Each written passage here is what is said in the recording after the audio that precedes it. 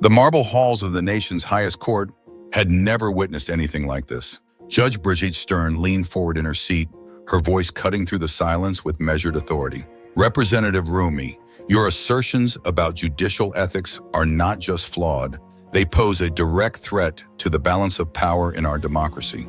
But what happened next would leave the entire legal establishment speechless.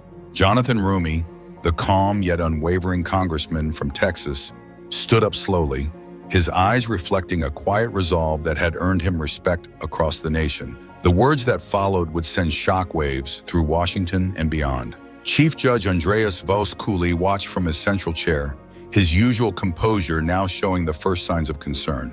This wasn't supposed to happen. Congressional representatives didn't typically challenge judges directly in their own courtroom. But Roumie had requested this rare hearing, and what he was about to present would change everything. Before we dive into this incredible showdown, make sure to hit that like button if you're ready to see how one congressman took on two of the most powerful judicial figures in America. And don't forget to subscribe so you never miss these explosive political moments that mainstream media won't fully expose. The tension in the room was palpable. Roumie's legal team sat behind him, folders of evidence spread across their table like ammunition, ready for battle. His chief of staff, a former federal prosecutor, nervously checked his watch. Even he wasn't sure how this would unfold. Across the aisle, judicial representatives looked increasingly uncomfortable. The lead counsel for the judiciary, a silver-haired veteran usually commanding a respect in any room, shuffled papers and whispered urgently to his assistants. His earlier confidence had clearly evaporated. This was supposed to be a routine hearing about congressional oversight. The judicial representatives had expected to deliver their standard lecture about the separation of powers, perhaps answer a few soft questions, and return to their chambers with their authority intact. Instead, it was becoming the most dramatic confrontation between the legislative and judicial branches in decades. The gallery buzzed with anticipation. Legal reporters who had covered the courts for years sensed something different about this hearing. The usual procedural politeness was nowhere to be found. Roumie had clearly come for war.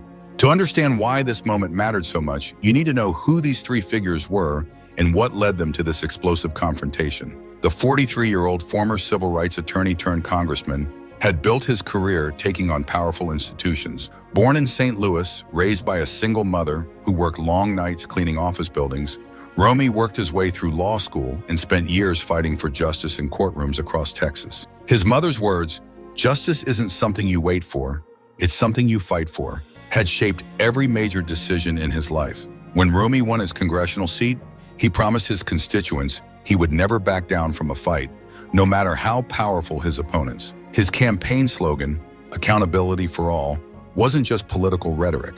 It was a personal mission he had followed since his days as a young lawyer, watching wealthy defendants avoid consequences while poor clients faced the full weight of the law.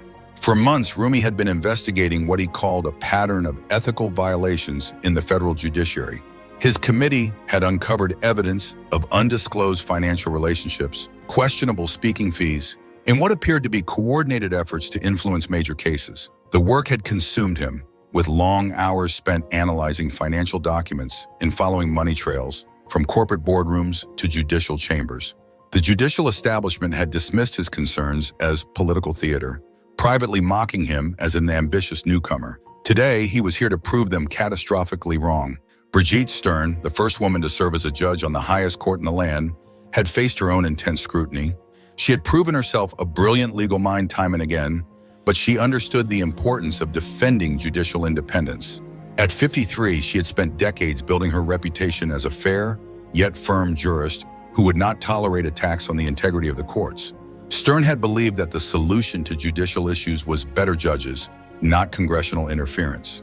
Her confirmation hearings had been brutal, with senators questioning everything from her legal philosophy to her rulings. She had endured it with grace, believing that once on the court, she could restore public faith in the judiciary. Stern saw Roumie's investigation as a dangerous precedent that could undo decades of progress in judicial independence. She reluctantly agreed to this hearing, convinced she could end what she viewed as a misguided crusade. Stern spent the weekend reviewing constitutional law on the separation of powers, confident that a solid legal argument would expose the flaws in Roumie's position. She had no idea that Roumie was preparing to fight not with legal theory, but with cold, hard evidence. Andreas Voßkuhle, at 69, had spent nearly 2 decades leading the nation's highest court through its most controversial decisions. He prided himself on being an institutionalist, someone who prioritized the stability and legitimacy of the judicial system above all. He had watched with growing concern as Roumie's investigation gained traction in Congress. Voßkuhle had seen challenges to judicial authority before, but nothing like this. Roumie wasn't just questioning individual decisions, he was challenging the entire system of judicial self-governance. For Andreas Voßkuhle, this hearing represented an existential threat to everything he had worked to protect. This wasn't just about personalities or politics. The outcome of this confrontation would determine whether Congress could effectively oversee judicial ethics or whether judges would continue to police themselves. It was about the future of checks and balances in American government. The legal community was watching closely. Law professors had taken sides. Editorial boards across the country had weighed in. Social media buzzed with speculation about what Roumie might reveal. Some called him a hero fighting for accountability. Others branded him a dangerous radical, trying to destroy judicial independence. The courtroom itself reflected the gravity of the moment. Every seat was filled with reporters, legal scholars, and congressional staffers. Camera crews lined the walls, broadcasting live to millions of Americans who sensed they were witnessing something historic. The hearing began with what seemed like routine procedural matters. Voßkuhle reviewed the ground rules, emphasizing that this was an extraordinary session, granted only because of the serious nature of the allegations. His tone was formal but carried an undercurrent of disapproval.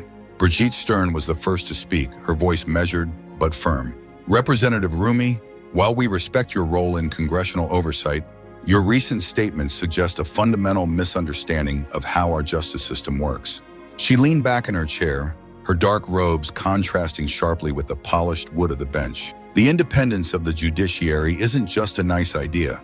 It's the foundation of our democracy. When politicians start trying to intimidate judges or second-guess our ethical standards, they're playing with fire. The words hung in the air like a challenge. Stern's supporters in the legal community had urged her to take a strong stance, and she wasn't disappointing them. But Roumie had been expecting this approach. "Your Honor," Roumie responded, his voice steady, but with an edge that made everyone in the room pay attention. "With all due respect, accountability isn't intimidation, and questioning ethics isn't attacking independence." He opened his first folder, pulling out a thick stack of documents.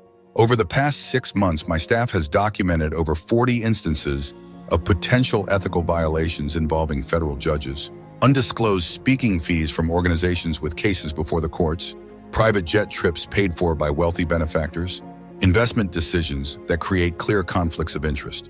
Voßkuhle interrupted, his voice sharp. "Representative Roumie, these allegations have been reviewed by appropriate judicial committees and found to be..." "Reviewed by who?" Roumie shot back, his eyes flashing. "Reviewed by the same judges who benefit from the current system. Your Honor, would you accept a police department that only investigated its own officers? Would you trust a prosecutor who only brought cases that made him look good?" The comparison clearly stung. Voßkuhle's face flushed slightly, and his usually perfect composure showed the first crack. "That analogy is both inappropriate and inaccurate," Voßkuhle said, trying to regain control. "Representative, the judicial branch has maintained its integrity for over 2 centuries without congressional micromanagement." Stern leaned forward, joining the fray. "Representative Roumie, your investigation seems based on the assumption that judges are somehow corrupt until proven otherwise. That's not how our system works. We have procedures, oversight mechanisms that clearly aren't working." Roumie interrupted, his voice rising for the first time. "When was the last time a federal judge faced real consequences for ethical violations? When was the last time your oversight mechanisms actually resulted in meaningful accountability?" The question hung in the air unanswered. Stern and Voßkuhle exchanged glances, and for a moment the power dynamic in the room shifted slightly. Roumie had found a weak point, and he was pressing his advantage. "I'll tell you when," Roumie continued, standing up for emphasis. "Almost never. Because the current system is designed to protect judges, not hold them accountable. It's designed to maintain the appearance of ethics while allowing the reality of compromise." Voßkuhle's voice turned icy. "Representative Roumie, I would caution you about making such broad and unfounded accusations." "Unfounded?" Roumie's voice cracked like a whip. "Your Honor, would you like me to go through my evidence piece by piece? Would you like me to name names and cite specific cases?" The threat was unmistakable. Roumie wasn't just making general allegations. He had specific evidence against specific judges. The silence that followed was deafening. Stern tried a different approach, her voice softer but no less firm. Representative, even if there have been isolated incidents, that doesn't justify the kind of congressional oversight you're proposing. You're talking about essentially placing the judicial branch under legislative control. I'm talking about basic accountability, Roumie replied. The same accountability that every other government official faces. The same accountability that you would demand from anyone else in a position of public trust. He pulled out another folder, this one noticeably thicker. Several journalists in the gallery craned their necks trying to see what new evidence he might have. The folder was marked with multiple colored tabs, suggesting a sophisticated organizational system that indicated months of careful preparation. But since you want to talk about specific proposals, Roumie continued, his fingers dancing over the tabs as if he were preparing to reveal something monumental. The silence that followed was pregnant with tension. Voßkuhle and Stern exchanged another glance, and this time their concern was visible to everyone in the room. They had clearly underestimated not just Roumie's preparation, but his strategic thinking. This wasn't just about exposing past problems. He had a comprehensive plan for the future. Voßkuhle and Stern both straightened in their chairs.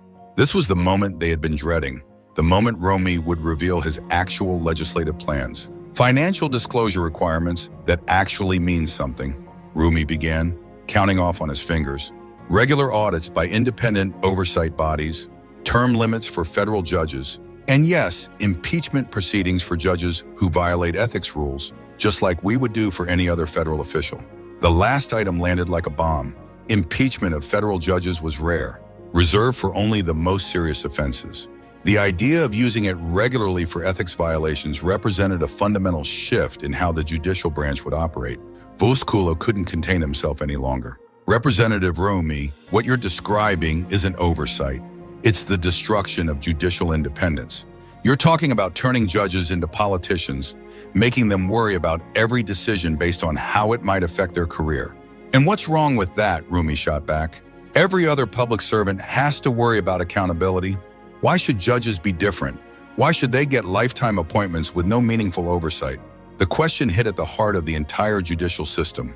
For over 2 centuries, federal judges had served with life tenure specifically to insulate them from political pressure. Now Roumie was arguing that this protection had become a shield for unethical behavior. Stern tried once more to regain control of the narrative.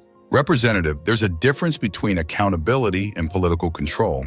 What you're proposing would make judges answerable to whichever party controls Congress. That's not accountability, that's politicization. But Roumie was ready for this argument too. Judge Stern, with respect, the courts are already politicized. The confirmation process is already political. The decisions are already seen as political. At least my proposal would add some accountability to the politics. The room buzzed with whispered conversations as reporters frantically took notes. This was the kind of direct challenge to judicial authority that constitutional scholars would debate for years.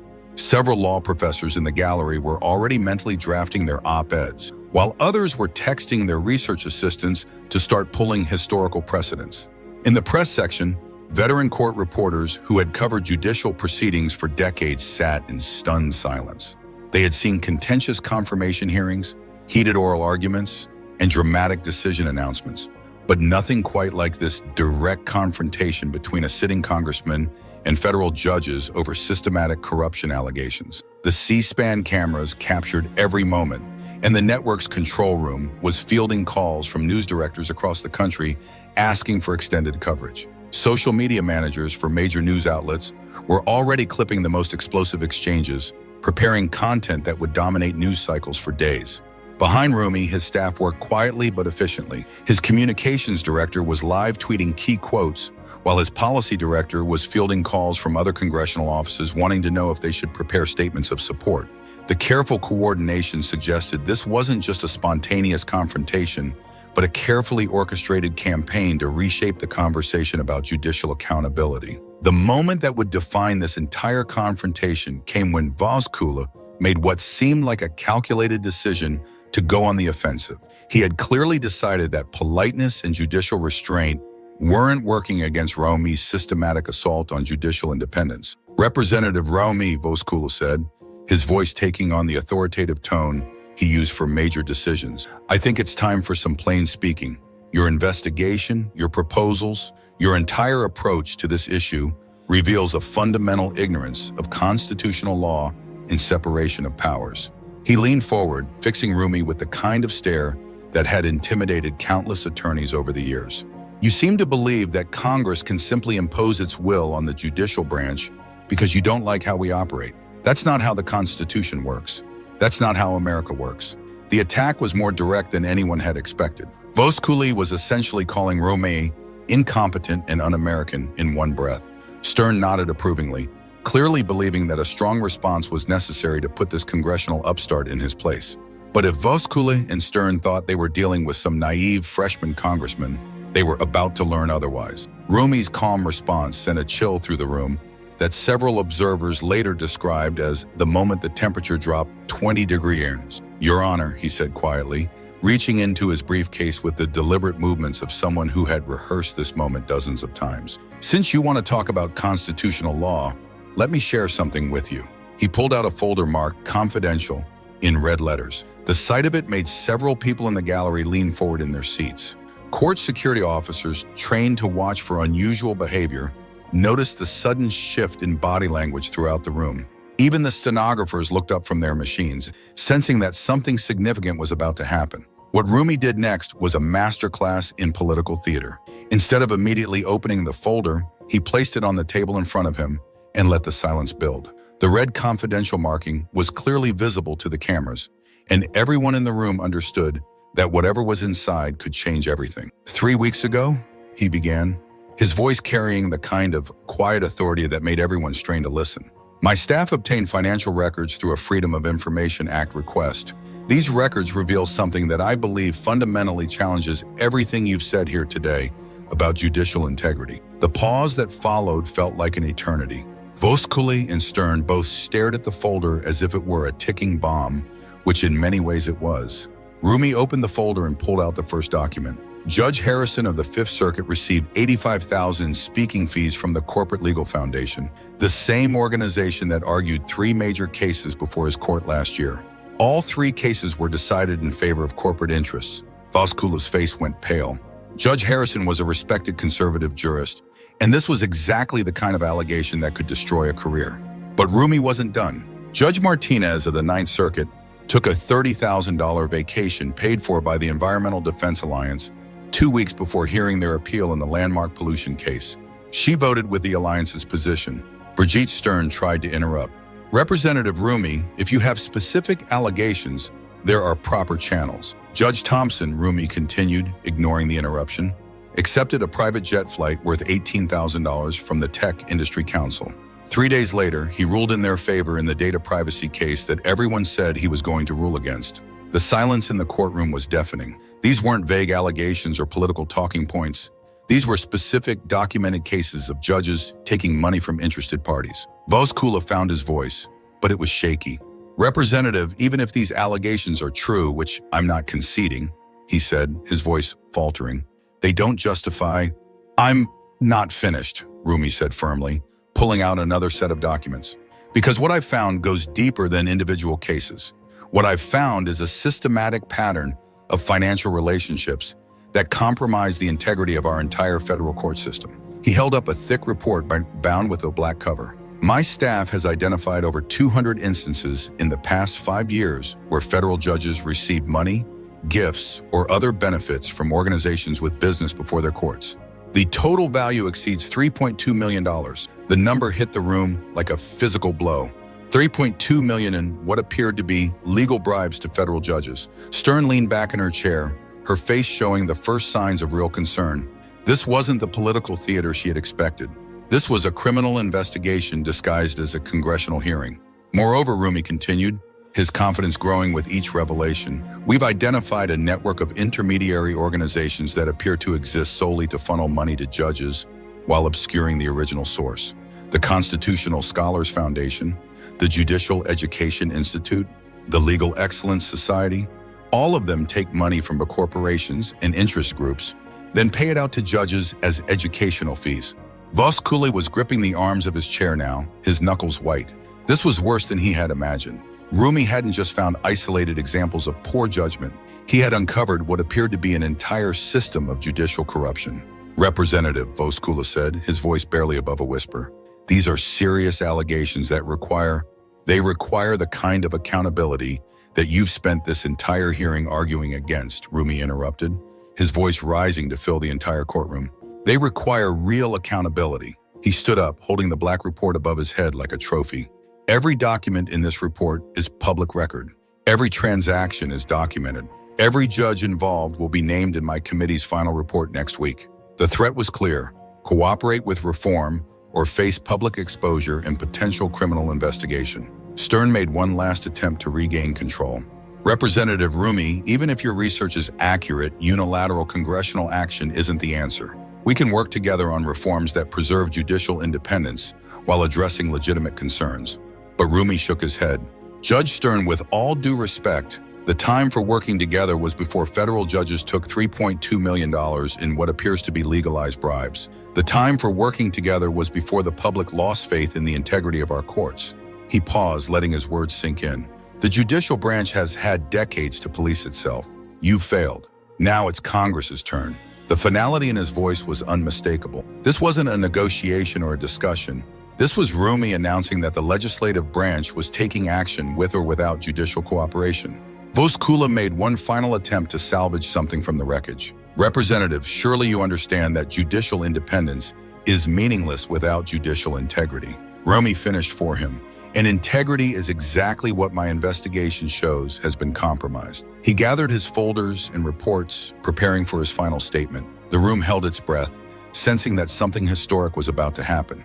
What happened next would be replayed on news programs and social media for weeks to come. Jonathan Roumie stood in front of the two most powerful judges in America, holding evidence of systemic corruption in his hands, and delivered the words that would reshape the relationship between Congress and the courts.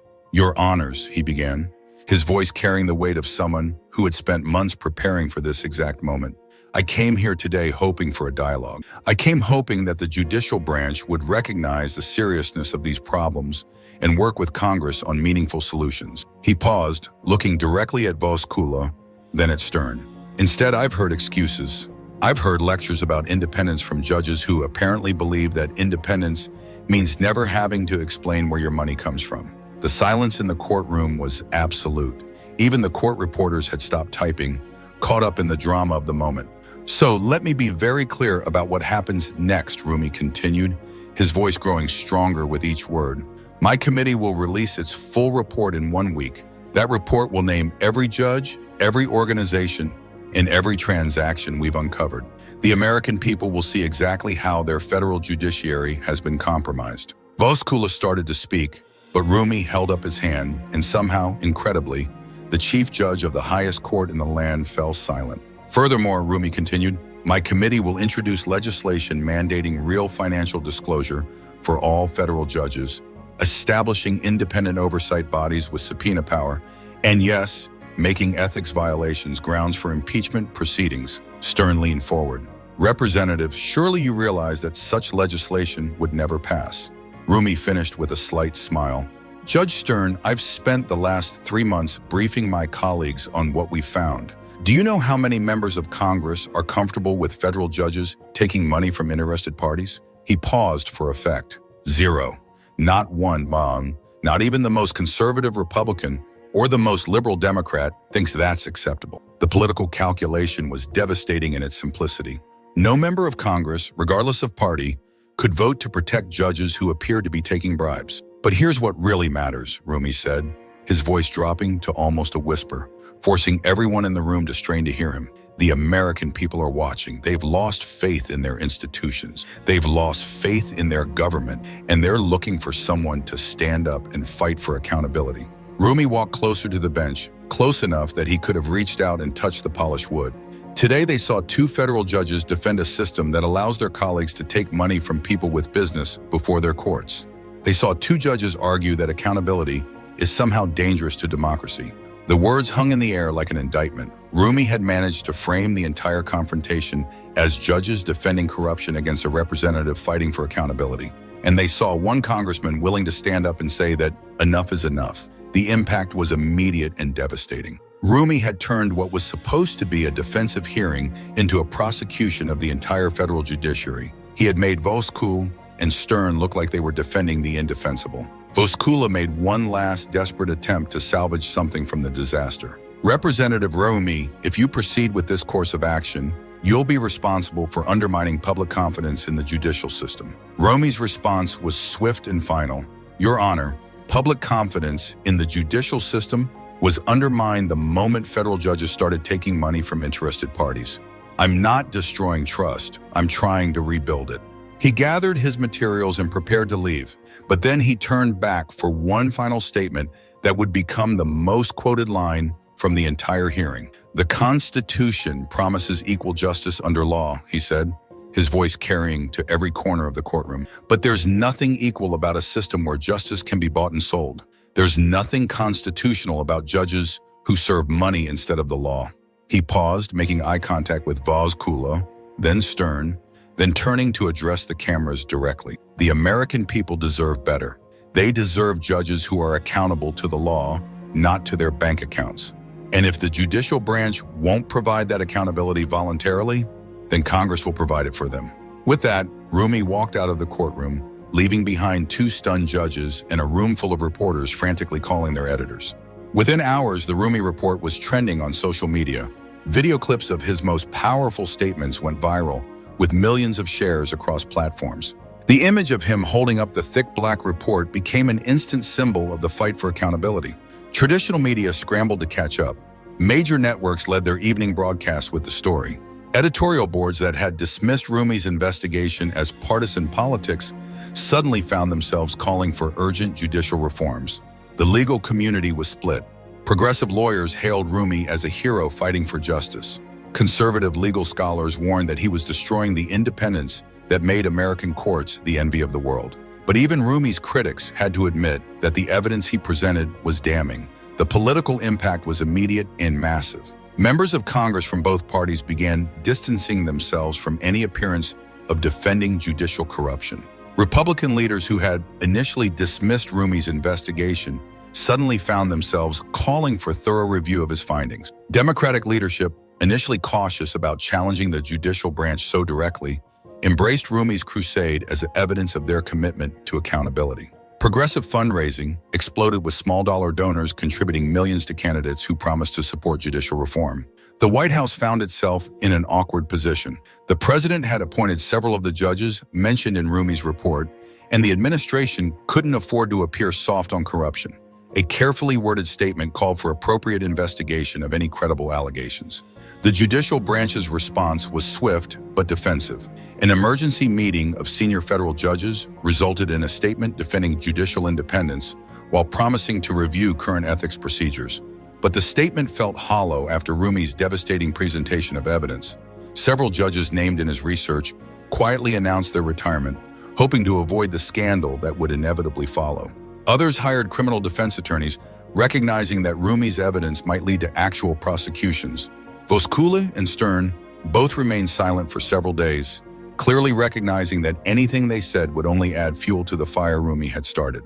The confrontation represented a fundamental shift in the balance of power between the legislative and judicial branches. For the first time in decades, Congress was successfully challenging judicial authority, not through legislation that courts could overturn, but through the power of investigation and public exposure. Constitutional scholars debated whether Roumie's approach represented a dangerous precedent or a necessary correction to decades of judicial overreach.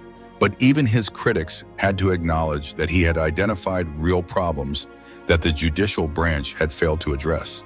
The broader impact on American democracy was still unfolding. Public trust in institutions was already low, and Roumie's revelations about judicial corruption could either help rebuild that trust through accountability or further damage it through cynicism. But perhaps most importantly, Roumie's performance became a masterclass in political communication. His systematic dismantling of Voßkuhle and Stern's arguments, combined with his dramatic presentation of evidence, created the kind of viral moment that shapes political narratives for years. The most compelling aspect of his performance wasn't just the evidence he presented, but how he presented it. Communication experts later analyzed his technique, noting how he used strategic pauses, direct eye contact with the cameras, and a building crescendo of revelations that kept viewers engaged throughout the entire confrontation. One political consultant described it as the perfect storm of preparation, presentation, and righteous anger. Another noted that Roumie had managed to make constitutional law and judicial ethics, traditionally dry subjects that make viewers change the channel, into compelling television that people couldn't stop watching. The image of a 43-year-old actor standing up to two powerful judges and exposing their corruption resonated far beyond the usual political audience. It became a symbol of fighting back against entrenched power, of demanding accountability from those who thought they were untouchable. Focus groups conducted afterwards showed that viewers across racial, age, and political lines found Roumie's performance compelling, with many describing him as fearless and authentic. The generational aspect was particularly striking. Younger viewers who typically tune out congressional hearings shared clips at unprecedented rates.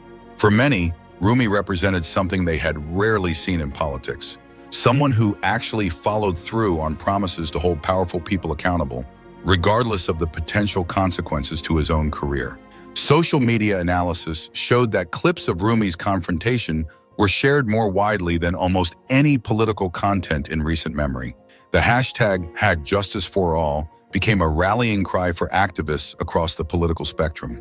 Young people in particular embraced Roumie's direct challenge to authority, seeing it as a generational moment when someone finally stood up to the establishment. The most viral clip, viewed over 50 million times in just 48 hours, showed Roumie holding up the Black Report while delivering his line about justice being bought and sold. The image became a meme template, with users inserting their own examples of corruption and accountability failures across various institutions. International media picked up the story as well, with foreign correspondents expressing amazement that the American judicial system, long held up as a model for the world, was facing such serious corruption allegations. European newspapers ran headlines questioning whether American democracy was more fragile than previously thought. As the dust settled from this historic confrontation, one thing was clear. Jonathan Roumie had fundamentally changed the conversation about judicial accountability. Whether his reforms would actually pass, Congress remained to be seen. But he had already achieved something perhaps more important. He had made judicial corruption a mainstream political issue that no politician could afford to ignore. The betting odds in Washington had shifted dramatically. Political insiders who once dismissed Roumie's investigation as a long-shot publicity stunt were now scrambling to get on the right side of the issue. Lobbyists for judicial independence found their phones ringing less frequently, while groups advocating for government accountability saw their influence skyrocket overnight. The question now wasn't whether there would be judicial reform, but how extensive that reform would be. Roumie had shown that even the most powerful judges in America could be held accountable when confronted with overwhelming evidence and an uncompromising advocate for justice. And for millions of Americans watching at home, he had provided something that had been missing from politics for too long. A greater example of someone standing up for what's right, regardless of how powerful the opposition might be. The broader cultural impact extended beyond politics. Roumie's confrontation became a case study in business schools about challenging institutional power, a reference point in sociology classes about how social movements gain momentum, and a touchstone for communication experts analyzing effective public speaking techniques. His performance inspired countless Americans who had felt powerless against corrupt institutions. Teachers assigned his speech as an example of effective argumentation. Debate coaches used his tactical approach as a model for their students. Civil rights organizations pointed to his success as proof that systematic preparation and moral clarity could still triumph over entrenched power. The ripple effects continued for months. Law school applications surged, with many applicants citing Roumie's example as inspiration for pursuing careers in public service. Young lawyers began requesting assignments to ethics and accountability cases. The legal profession, which had grown complacent about self-regulation, suddenly found itself under unprecedented scrutiny from within its own ranks. Make sure to subscribe to stay updated on how this historic confrontation reshapes American politics. The battle for judicial accountability is just beginning, and you won't want to miss what happens next when the most powerful forces in Washington realize that their time of unquestioned authority is finally coming to an end. Hit that notification bell because this story is far from over, and the next chapter promises to be even more explosive than what we've already witnessed.